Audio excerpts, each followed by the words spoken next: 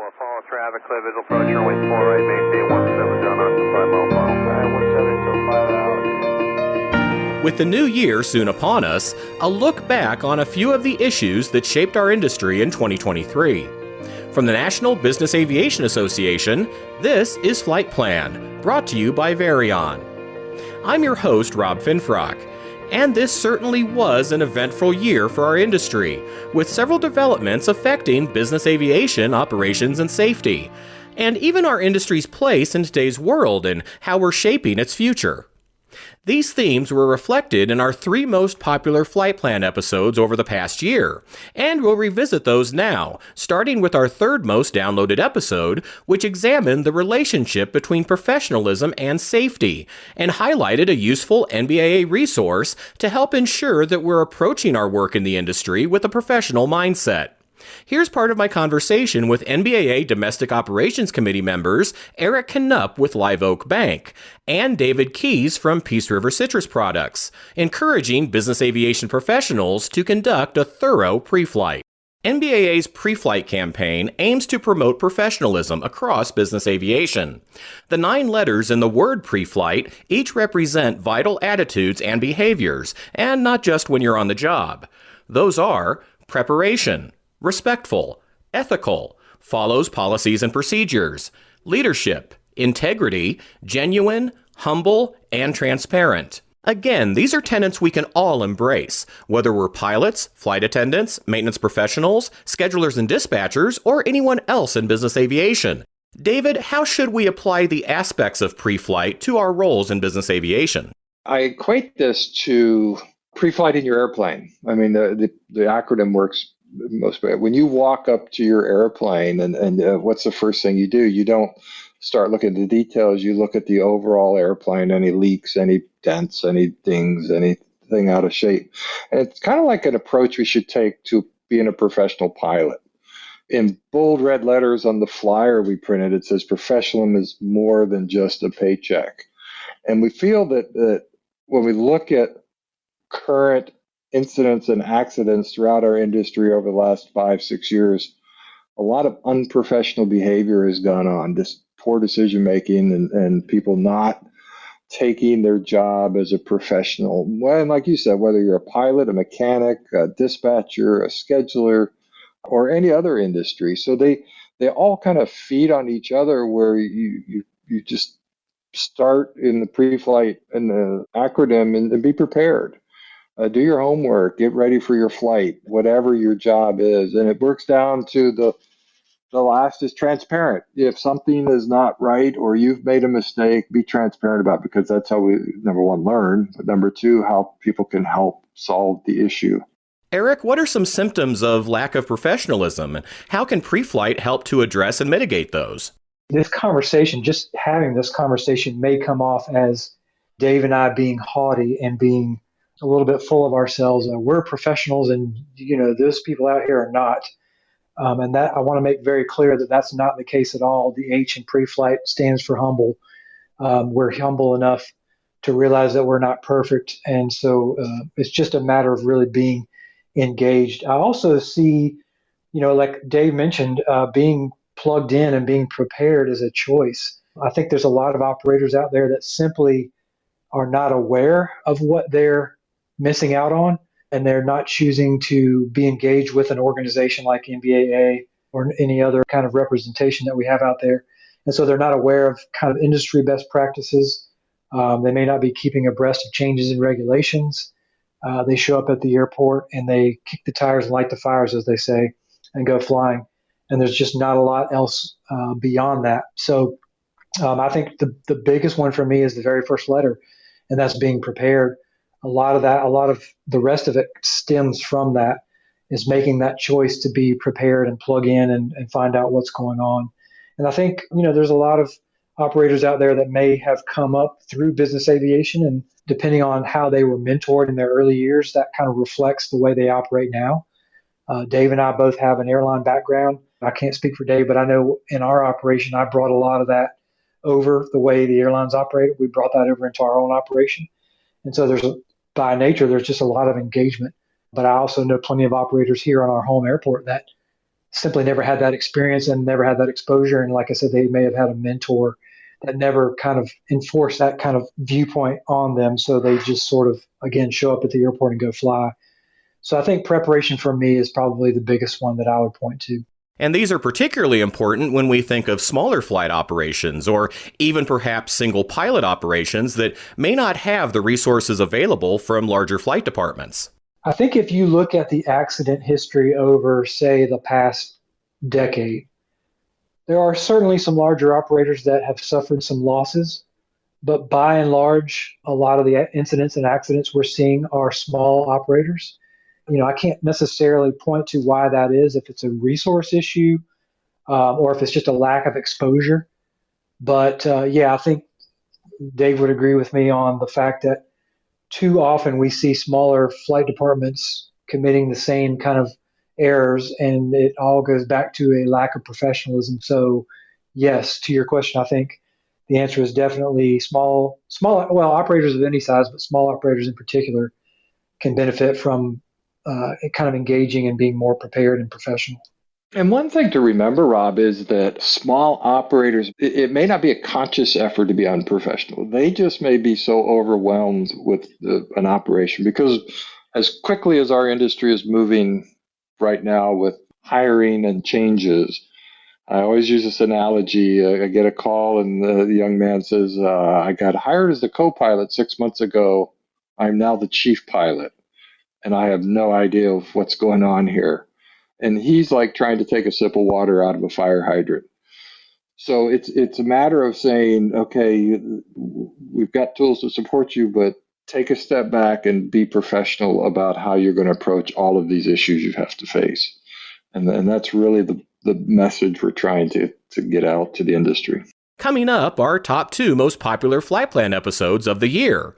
But first, this word from our sponsor. Take your aviation operations to new heights. Introducing Aviation, formerly known as ATP, your ultimate partner in achieving maximum aircraft uptime. At Aviation, we understand the challenges faced by everyone in aviation.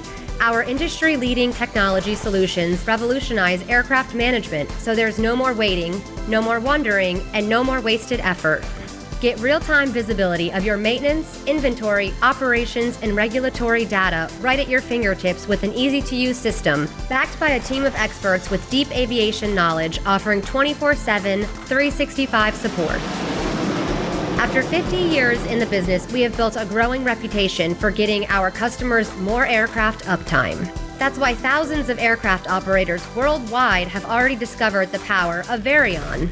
Say goodbye to downtime and hello to increased efficiency and profitability. Visit Varion.com to learn more. Varion, let's get you more uptime. We're back now with our review of the most downloaded episodes of NBAA's Flight Plan over the past 12 months.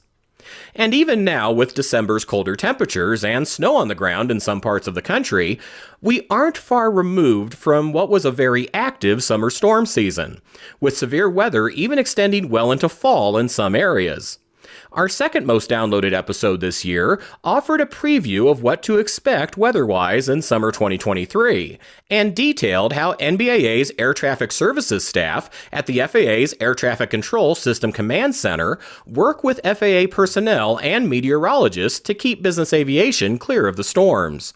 We pick up now with Dean Snell, NBAA ATS Manager, and Roland Nunez, Acting National Aviation Meteorologist in charge for the National Weather Service. Roland, how do you and other meteorologists at the Command Center assist the FAA with convective forecasting?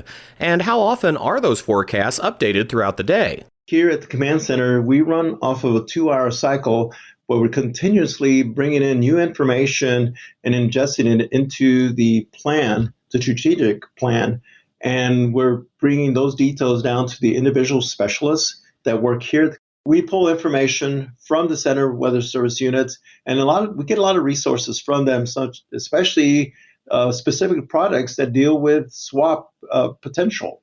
So New York and DC are 2 fine examples that daily provide information to us. We bring it together, and that gets shared for the planning process.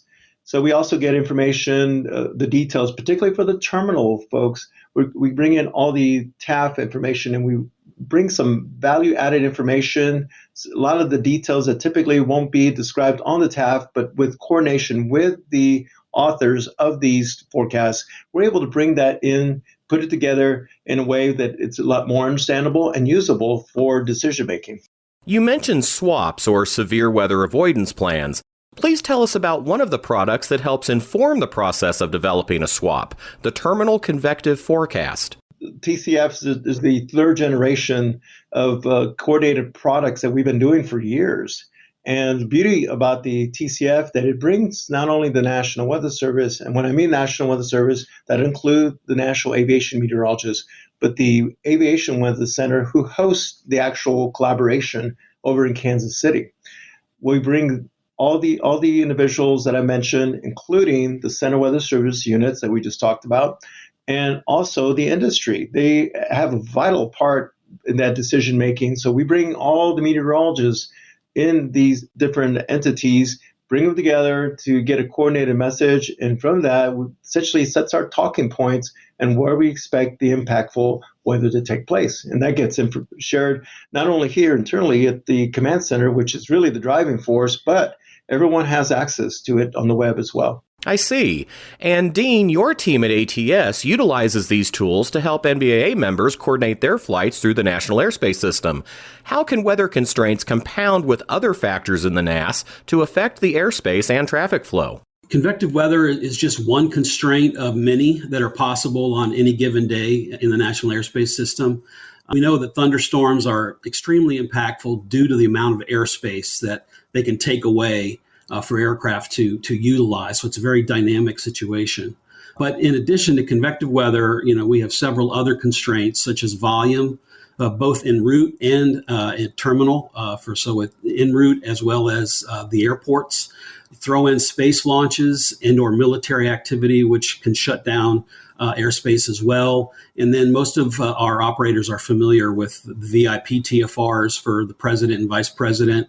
Looking specifically at the one most are familiar with, the Wilmington presidential TFR, there are two common routes for aircraft destined to Teterboro and Morristown from the south when that TFR is active, because the standard Jake arrival into those airports is not available.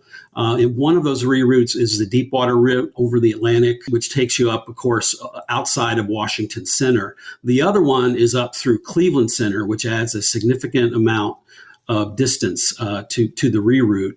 And say if there's weather in Cleveland Center, convective weather, then that route option might be off the table entirely, which then leaves just that deep water route. Another issue to keep in mind is if the airspace in one region is constrained with thunderstorms, then we commonly see the adjacent airspace having volume issues due to the number of aircraft that are rerouting around the storms through that adjacent airspace. So it's really a balancing act for the command center and the ATC facilities when you add all those constraints together. How does information from all these resources come together in determining if, when, and where a SWAP will be in effect? The collaboration between the command center and the weather service units and the National Weather Service, they work together, of course, first to identify the constraints, but then the command center will also work in conjunction with the en route facilities, the TRACONs, the towers, to come up with an actual plan that includes throughput and arrival departure rates through that constrained airspace based on how active the storms are going to be, how much airspace they're going to take up. And then the en route centers usually will publish a SWAP statement, which include details on where they expect the weather to be, when it will form, along with the traffic management initiatives that they're expecting to use so they can safely and as efficiently as possible manage the weather event. Now, if the volume in the airspace or airport exceeds the rates that are set, then an ATC initiative is implemented, such as an airspace flow program, a ground delay program for a specific airport or airports, ground stops for arrivals into an airport, and or a required route structure around these storms. These initiatives can be very impactful, which makes these weather tools so important. Predicting thunderstorms, especially air mass thunderstorms, is not a perfect science, although I think we've come a long way improving that. And the weather community experts, along with the FAA and industry partners, are constantly looking at ways to improve these important weather products so that we can do much better at where and when we reduce the rates. We want to dial the numbers down at the right time and not do it too early and certainly not too late. As Dean mentioned, it's not an exact science. So we're really looking continually to see any departures from what the forecast was taking place. And we want to be reactive, or more specifically, we want to anticipate when those changes are going to take place based on those subtle changes that we notice. And we want to make sure we stay on top of it so adjustments can be made on the fly, because we truly want to be able to respond ahead of any changes that take place, because there's always clues that are taking place. We just want to make sure that we're getting that information to them instantaneously so they can make those adjustments in a timely manner. It's no secret that business aviation is on a quest to achieve net zero carbon emissions by 2050, as exemplified by the recent announcement of the new Climbing Fast campaign. Another popular subject in our industry is the development of several technologies like advanced air mobility and electric, hybrid, and hydrogen propulsion, poised to not only help realize those sustainability goals, but also to revolutionize the very concept of business aviation. So, of course, NBAA is one of the strongest and most powerful voices in both of these areas, including through the association's Sustainability Subcommittee and the NBAA Emerging Technologies Committee. These two groups work toward business aviation's future in different ways, but they also share a lot of common ground, and that was the subject of our most popular flight plan episode in 2023. We'll pick up the conversation now with Sustainability Subcommittee member Scott Cutchell from Clay Lacy Aviation and Global Aerospace's Chris Proudlove, a member of the Emerging Technologies Committee. Chris, it sounds to me that new technologies and sustainability really are two closely related topics. How often is sustainability a part of your conversations on the Emerging Technologies Committee? There's an expectation that all new technologies, really in all sectors of commerce, are developed with a focus on sustainability. So to that extent, really all discussions that we're having around emerging technology, certainly have an impact, or certainly a major part of that discussion is around how sustainable they are. But sustainability isn't just about lowering emissions. The feedback that we get from our business aviation customers is that they're looking for ways to reduce emissions, but in addition, they're concerned about sustainability in general. This includes things like workforce development, particularly as it relates to the shortage of pilots, which is an ongoing sustainability issue for all aviation companies. So I think that the two are very, very closely linked. Scott, let's flip the question a bit. What about the role of emerging technologies as part of the sustainability discussion? I'm a firm believer technological advances enable sustainability. And just one example is sustainable aviation fuel. That is a technological advance that we're now making fuels from existing carbon sources rather than pumping oil out of the ground and introducing new carbon to the atmosphere. That's a technological advance. As we start to move into other propulsion systems, those are technological advances that will also enable more sustainable flight operations. I would just maybe offer a piece of advice to NBAA membership, which is just to lean into the considerable changes that are afoot in the industry. It's not just the development of new aircraft that can serve potentially new passengers and cargo. I mean, that's really exciting. There are so many benefits potentially from being an early mover in that space. But, it relates to sustainability as well. And I think that increasingly what we hear from our customers is that whether you're a Part 91 or a Part 135 operator, your customers, whether they're the C-suite or commercial passengers, are increasingly looking for operations that have foundations in sound ESG practices. So whether it's new verticals, new aircraft models, new potential passengers and customers, or the myriad sustainable practices that are being adopted around the industry, I think this is just a really exciting time. And there are lots of opportunities for all of us to cement what we've done in the past and build on it to a bright future for the entire industry. I want to echo Chris. I love the lean in.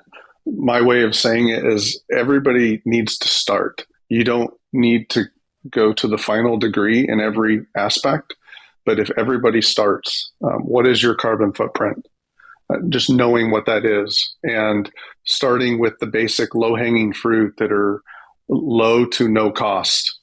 Start with that first and then get more advanced from there. But if everybody starts, there will be massive impact and a very positive light on our industry. Second is for those that are just thinking this is a political issue, I like to get out there and say this is not. What this is number one, it's doing the right thing and acting responsibly. And number two, it's a way for us as an industry to avoid future regulation. I don't think any of us like being told what to do. So if we take the right actions now, we will be able to avoid mandates requiring us to do these things in the future. This episode also featured insights from Brock Jordan with Netflix, who co-chairs the Sustainability Subcommittee, and Supernal's Paul McDuffie from the Emerging Tech Committee. Each discussed how sustainability and emerging technologies are connected at their respective companies. Here's Paul. We have been concentrating on a number of issues that are clearly related to sustainability on the emerging tech side. Most of it has revolved around advanced air mobility, unmanned systems, essentially being part of everyday life, and our belief that that technology provides significant social, environmental, and economic advantages to the general public. Of course, those are the three main pillars to sustainability. We've kind of looked at each of those objectively and evaluated the technology as it emerges, pardon the pun, and as we move into a world where air mobility and UAS operations become more the norm as opposed to the exception. We've looked at it from a number of perspectives. Workforce development, for one. We've looked at it from the entry into service requirements, what it's going to take to get these systems, actively engaged in everyday life in a sustainable way. We've looked at it from a regulatory standpoint. We've got several members of the Emerging Tech Committee who are, interested in things like certifying the vehicle so that it is compliant with existing regulations, but it also provides an opportunity to bring into service vehicles that are clearly sustainable for the long term. Brock, I know that these two subjects are also at the forefront over at Netflix. Yeah, we have a net zero approach to sustainability, and we've accomplished that as a company. But here in the aviation department, we want to drive culture here. I think culture is the next step to drive a holistic approach to sustainability at an aviation operation or facility, navigating which technologies you're going to choose and commit to over the next 5-10 years. For us, one low-hanging fruit is SAF for a lot of operators that are in larger cities that have it available to them. But that comes the question of evaluating the green premium and leveraging it, a technology versus an offset. And for us, that's what we're evaluating right now as an operation and budgeting for our future. I think it's key that operators and operations start looking for 2, 3, 4, 5 years in the future of how they're going to bring this into their budget. That's how they're going to have to approach their corporations to fund sustainability if they already don't have a commitment to it. And another piece to the holistic approach is sustainability standard operating procedures that are going to continue to evolve and develop within your operation. And setting forth a goal for timing on transitioning away from offsets and actually engaging in emerging tech to drive your greenhouse gas emissions, your scope 1, 2s, and 3s down. And also creating that culture of true believers that we can help invest in the future of our planet and corporate aviation. To stay abreast of these and other key topics affecting our industry in the coming year, be sure to listen and subscribe to this weekly podcast at nbaa.org/flight plan for all the latest news and information affecting business aviation. You can find these 3 highlighted episodes archived there as well. And that's the latest from the National Business Aviation Association. Remember, you can subscribe to all Flight Plan episodes at Apple Podcasts, Google Podcasts, and Spotify, or wherever you find your favorite podcasts, including by asking your virtual assistant or connected device. Of course, you can also download Flight Plan directly from NBAA.org. I'm Rob Finfrock. Thanks for listening, and join us next time for a new episode of Flight Plan. Miles right base, sending out a 3500. We got him inside. We're still on 170.